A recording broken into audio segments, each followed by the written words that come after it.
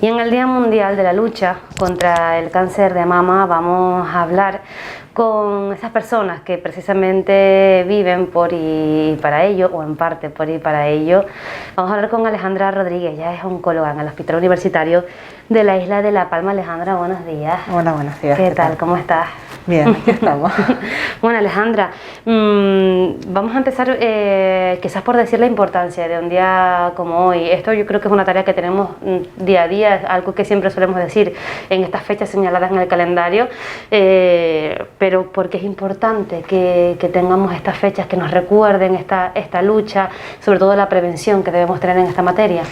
Mira, un día como hoy fue elegido por la Organización Mundial de la Salud como el Día de la Lucha contra el Cáncer de Mama, precisamente para recordarnos la importancia de la prevención y de todas las estrategias que tenemos que hacer para poder prevenir una enfermedad que es muy importante, que puede tener consecuencias muy malas, pero que si las cogemos a tiempo podemos curar a gran parte de nuestros pacientes. En el cáncer de mama, además, esto tiene mayor importancia porque es que aquí tenemos programas de cribado, es decir, esos programas en los que toda la población se incluye, la población entre los 50 y los 70 años, hacemos sus mamografías regladas cada 2 años y vemos si hay algo que nos pueda decir, mira, ahí hay un tumor, hay un posible cáncer de mama, que como suelen decir nuestros pacientes, a mí me lo cogieron muy a tiempo gracias al programa. Entonces, este día siempre nos recuerda que hay que estar alerta. Sin días como este, la gente se olvida.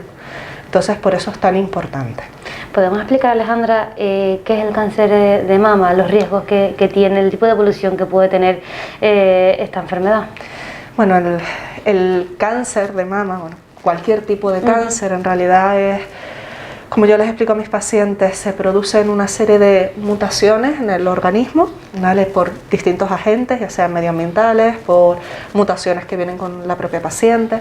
Y esas mutaciones hacen que los mecanismos por los cuales las células tienen que morir se dañan y entonces las células se vuelven inmortales, como las llamamos. Una célula que no muere se reproduce, se reproduce, se reproduce y genera un tumor.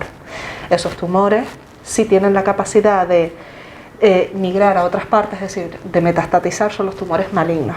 En el caso de la mama, los cánceres de mama son los cánceres más frecuentes en la población femenina, ¿vale? Entonces, no hay solo un tipo de cáncer de mama, tenemos 3 tipos, a grosso modo, de cánceres de mama, que son los cánceres de mama hormonosensibles, después tenemos los HER2, que tienen una característica especial, una mutación especial, y luego tenemos los triples negativos, que son esos cánceres que cuando hablamos con los pacientes les decimos, este cáncer no va con hormonas, no va con pastillitas, este cáncer va con otros tratamientos. Dependiendo del tipo de tumor que tengamos, la evolución es de una manera o de otra. Los cánceres hormonosensibles son tumores que suelen ser de un comportamiento más lento, te permiten hacer cositas poco a poco, son tumores que generalmente solemos coger cuando todavía son pequeñitos y demás. Los cánceres HER2 pueden evolucionar un poco más rápido, pero es verdad que en los últimos años se han generado terapias anti-ER, ya llevamos ya muchos años con ellas, que es lo que llaman las pacientes la vacuna, ¿vale? Que son fármacos que actúan justo contra esa mutación que tiene el cáncer. Y por último tenemos los triples negativos. Esos tumores son nuestro caballo de batalla, pero gracias a un avance en los últimos años que es la inmunoterapia, ya vamos teniendo más estrategias para enfrentarnos a ellos, porque son tumores que se desarrollan más rápido. Entonces tienes que cogerlos muy a tiempo, establecer estrategias terapéuticas muy rápido y siempre son estrategias terapéuticas un poquito más agresivas que como la quimioterapia y demás. Entonces, bueno, como yo les digo a mis pacientes, cada tumor es distinto, cada paciente es distinta y hay que individualizar el tratamiento. Alejandra, estamos acostumbradas a relacionar el cáncer de mama con las mujeres, pero los hombres también padecen esta enfermedad. En ese caso, ¿qué recomendaciones damos? ¿Cómo lo enfrentan ellos? ¿Y qué consejos les daríamos? Porque claro, nosotras quizás estamos un poco más familiarizadas con el tema de las exploraciones, que ahora te lo preguntaré, pero en el caso de los hombres quizás lo dejaremos pasar más por alto. Claro, el cáncer de mama siempre por por frecuencia siempre hablamos en el entorno de las mujeres, pero el cáncer de mama en el varón existe. Son menos casos, por lo cual en los estudios están menos representados los pacientes, pero es algo que tenemos que tener en cuenta. ¿Qué pasa? Que no entran en el cribado. No le hacemos una mamografía a todos los hombres entre los 50 y los 70. Entonces, ¿cuál es la recomendación? Si un hombre se palpa un nódulo en la mama, directamente su médico de cabecera para que lo remita para poder actuar. No es, y esto es muy importante, no es ninguna vergüenza acudir, ¿vale? Si tenemos un nódulo en una mama, debemos acudir porque puede ser perfectamente un cáncer de mama en el varón y se trata de la misma manera que tratamos un cáncer de mama en la mujer. Solo que en los hombres tenemos la facilidad de que la exploración es más fácil, es decir, no tenemos tanta grasa en la mama como para que no nos permita localizar un nódulo. Hay que acudir, siempre tenemos que consultar a los médicos de cabecera, también tenemos que concienciarles de que un nódulo en una mama o un hombre que nos diga creo que me hice daño haciendo ejercicio, que es algo como muy típico que nos dicen, hay que explorar esa mama, igual que exploraríamos la de una mujer, hay que explorar esa axila, y no es ninguna vergüenza, ¿vale? Hay que hacerlo, hay que acudir, hay tratamientos exactamente igual, los mismos tratamientos que administramos a una mujer, y es muy importante que nos concienciemos también de esto. Y otra cosa es que existe, bueno, muy conocido, la mutación del BRCA, que son esos cánceres de mama que tienen un componente hereditario. Aquellos pacientes o aquellas familias donde ya se ha detectado una mutación del BRCA, puedes tener un cáncer de mama en la descendencia, pero no solo en las mujeres, sino también en los varones, ¿vale? Tenemos que vigilar tanto a las niñas como a los, a los adultos ya por encima de 18, tanto mujeres como hombres que tengan esa característica. Estamos hablando de la posibilidad de que sea hereditario, porque eso también que te lo quería preguntar, porque aunque es responsabilidad de todas y de todos que nos hagamos esas revisiones, que estemos atentos y atentas a cada una de las señales, si tenemos antecedentes familiares o algún tipo de caso de similar, tenemos que estar un poquito más atentos incluso. Claro, a ver, normalmente ¿cómo influye ese factor? No es que la mayor parte de cánceres de mama son esporádicos, es decir, no son hereditarios, la mayor parte. Pero hay un porcentaje que existe esta mutación. Se hizo muy conocida por Angelina Jolie en su momento, que se hizo una mastectomía ella profiláctica para evitar el desarrollo. Las mujeres que tienen esta mutación y los hombres que tienen esta mutación tienen más probabilidad de desarrollar un cáncer de mama en el futuro. Entonces, en estas personas, cuando ya sabemos que existe la mutación, entran en un programa de vigilancia. ¿Y eso en qué momento se sabe, Alejandra? Claro, para eso tienen que haber consultado. ¿Y eso qué suele pasar? Suele ser familias donde se acumulan varios cánceres, no solo de mama, sino también cánceres de útero, de endometrio, ¿vale? También un cáncer gástrico. Cuando nosotros vemos que hay agregación familiar, sobre todo, o cuando el paciente lo detecta, es decir, cuando alguien dice, en mi familia hay muchos cánceres de mama, de endometrio, de próstata, gástricos, y se preocupa y lo comenta el médico de cabecera. El médico de cabecera puede hacer una interconsulta consejo genético. Consejo genético es una unidad que a nosotros nos sirve, la unidad de consejo genético del Hospital Universitario de Canarias, donde están nuestras compañeras, la doctora Raquel Hernández y Beatriz Alonso, que ellas siempre son oncólogas, que han hecho, bueno, que están especializadas en consejo genético, junto con todo el servicio de genética clínica del hospital y enfermería especializada. Esa enfermería hace un árbol familiar, el típico árbol que hacíamos cuando estábamos en genética, con todos los casos que pueda haber de cáncer en la familia. Y cuando detectan que sí, que hay cierto componente de agregación familiar, se decide hacer un test, que es una muestra de sangre, una analítica de sangre. Aquí se recoge esa analítica y luego se analiza en Tenerife. Pero para eso hay que cumplir unos determinados criterios, ¿vale? No es solo un cáncer de mama y ya está, sino cánceres triples negativos o cánceres por debajo de los 40 años, agregación familiar en distintas generaciones. pero para eso están los expertos. Alejandra, estamos hablando de la prevención o del trabajo que realizan ustedes, ¿no? Desde el ámbito sanitario, pero nosotros también, como hemos dicho antes, tenemos esa responsabilidad individual de hacer esas exploraciones, etcétera. Incluso en estos días, que estamos hablando mucho, estos días de esta enfermedad, he escuchado casos de mujeres que han descubierto ellas mismas y gracias a eso hoy en día están curadas o se están curando, lo están superando. ¿Cómo se hacen las exploraciones? ¿En qué momento? ¿Qué tenemos que observar? A ver, esto es fundamental porque el programa de cribado te hace una mamografía pues cada 2 años aproximadamente, normalmente. Pero la paciente puede desarrollar un tumor entre mamografías, no tiene que estar justo en ese momento. Entonces hay que autoexplorarse. Hay que autoexplorarse de forma frecuente. Yo siempre le digo a mis pacientes, en el baño, el momento del baño es un momento muy bueno porque estás tú contigo misma, te ayuda a la exploración. Hay que conocer la mama de uno tiene que explorarse, saber cómo es tu mama normal para luego ya detectar cualquier anomalía.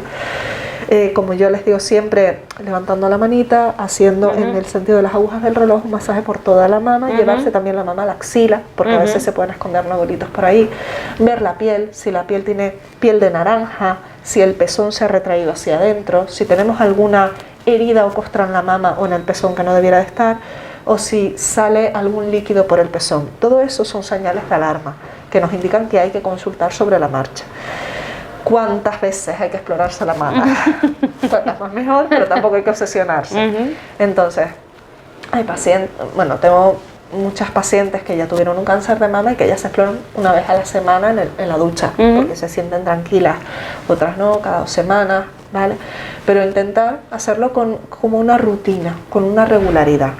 Y aquellas pacientes que ya han tenido un cáncer de mama, aunque nosotros les hagamos sus seguimientos cada 3 meses, aunque hagamos todas las pruebas, tienen que seguirse explorando. Y siempre se los decimos. De hecho, existe una cosa que es el tumor de intervalo, que es entre revisiones que les vamos haciendo, es cuando surge. Ellas tienen nuestro número de teléfono, nos llaman, las citamos y las exploramos, pero son ellas las que lo han detectado. ¿Por qué? Porque tienen esa costumbre. ¿Vale? Y en el caso de los hombres es exactamente igual, son las señales son las mismas. Las señales realmente son las mismas, lo que pasa es que en un hombre es más fácil notar un bulto, ¿vale? De hecho, normalmente ya un hombre cuando se nota una mama un poco más turgente de la cuenta, suele consultar porque le moleste o lo que sea. Pero sí, las señales son las mismas. Y cuando hablamos, Alejandra, porque a veces escuchamos el hacerse esas exploraciones, por ejemplo, después de que hemos tenido el periodo, ¿eso influye de alguna manera también? Sí. A ver, los cambios hormonales hacen que la mama esté... Ya de por sí, una mama joven es una mama mucho más densa, mucho más difícil de explorar. Las mujeres jóvenes muchas veces se hacen una mamografía, no se ve bien, hay que hacerles una ecografía por esa densidad. Una mama en una persona más añosa, una mama más grasa, te permite explorarla con mucha más facilidad. Pues una mama joven, que ya de por sí es densa, si estamos antes o después de la regla, vamos a tener una mama mucho más tensa. Es mucho mejor que sea después que no en el proceso de la ovulación. Y siempre hay que saber cómo es tu mama, porque están las mamas que tienen lo típico que te dicen muchas pacientes: yo es que tengo muchos quistes, una enfermedad poliquística, lo que sea. Ahí es mucho más difícil explorar, ¿vale? Entonces, coger la constancia, saber cómo es tu mama y ante cualquier cambio, consulta, que no hay consultas tontas, ¿vale? Alejandra, me gustaría aprovechar para terminar que bueno, estamos hablando del cáncer de mama, de esa prevención, de este Día Mundial de la Lucha contra el Cáncer de Mama, pero como bien ya has comentado durante este ratito, hay muchos otros cánceres. Podemos quizás detectar o sentir las señales y a lo mejor no darnos cuenta. En ese sentido, ¿qué consejo podríamos dar? Porque sé que es complicado, porque existen muchos tipos y porque entiendo que cada uno tenga su forma de manifestarse o ni siquiera de manifestarse. Pero, ¿cuáles son las señales de forma general que tenemos que si observamos en nuestro cuerpo, tenemos que acudir a esa consulta? Además, me gusta mucho que me hagas esta pregunta, porque es que es verdad que el cáncer de mama, gracias a la lucha de las asociaciones, que ha sido gracias a ellas, es algo muy visible. Las pacientes cada vez hablan más de su enfermedad y celebramos un día como el de hoy, pero el cáncer de pulmón, de páncreas, gástrico, todos estos cánceres quedan en el batiburrillo del cáncer en general y demás. Entonces nos solemos olvidar un poco de ellos, probablemente porque no tienen esas asociaciones de pacientes tan potentes detrás. Entonces hay que tener presente varias cosas. Al final, lo fundamental es prevención. Igual que en un cáncer de mama, hay que explorarse frecuentemente y hay que acudir a los programas de cribado cuando te llaman para tu mamografía, hay que acudir. Para el cáncer colorectal, hay que acudir al programa de cribado de sangre oculta NS. Hay que hacerlo por encima de los 50 años, una sangre oculta NS. Si esta es positiva, luego se le cita para una colonoscopia. ¿Vale? Datos de interés en un cáncer digestivo: que te cambie el hábito de posicionar. Si eras muy estreñido, que de repente pasas a tener diarrea, o al contrario, que de repente te estriñas, que veas en las heces sangre o moco, que es algo nuevo. Algo muy frecuente en las neoplasias: que pierdas gran cantidad de peso y no tengas apetito sin una causa subyacente, es decir, que tú no estés haciendo dieta y de repente estés perdiendo peso y apetito. Eso es algo muy importante. Dolores de nueva aparición, no el típico, esto hay que matizarlo, no el típico dolores articulares, sino un dolor que se hace permanente en el tiempo, que es un dolor que tú no sabes localizar bien en un hueso ni delante ni detrás, cosas así. Aparte de todo eso, en el cáncer de pulmón, una tos persistente que no se va, una asfixia que no se controla con nada, que se le ponen antibióticos y no controla. Esos son signos que nos pueden alertar, pero al final, más que los signos que nos pueden alertar, que están ahí y que generalmente los pacientes al final consultan, ya sean ellos o sus familiares, está la prevención de base, que es no fumar. Y no ya solo en el cáncer de pulmón, sino también en el de mama, en el de vejiga, en los colorectales, en todos. O sea, el tabaco se ha demostrado que se asocia a casi todas las neoplasias. Reducir el consumo del alcohol, que también se relaciona con las neoplasias. Una dieta sana y equilibrada, que la gente dice, bueno, sí, pero nos mandan lo mismo. Ya, pero es que una dieta mediterránea genera antioxidantes y ayuda. El mantenernos en nuestro peso no es por gusto, no es que no nos gusta a la gente que tenga sobrepeso, no, es porque la obesidad genera un entorno proinflamatorio que favorece esas mutaciones que luego favorecen el cáncer. Y el ejercicio físico, porque nos ayuda a mantenernos en nuestro peso y a mantenernos activos. Entonces, al final yo creo que lo que siempre hemos mandado de dieta sana, caminar, no fumar, no beber, al final son cosas que son muy importantes y que son las que podemos hacer en la lucha contra el cáncer. Pues ahí lo tenemos, Alejandra. Muchísimas gracias por atendernos, por dejarnos todo este aprendizaje, que es muy importante que llegue a la gente, que sepan lo que debemos hacer y lo que no debemos hacer también. Y mucho ánimo con el trabajo. Muchísimas gracias. Gracias a ti.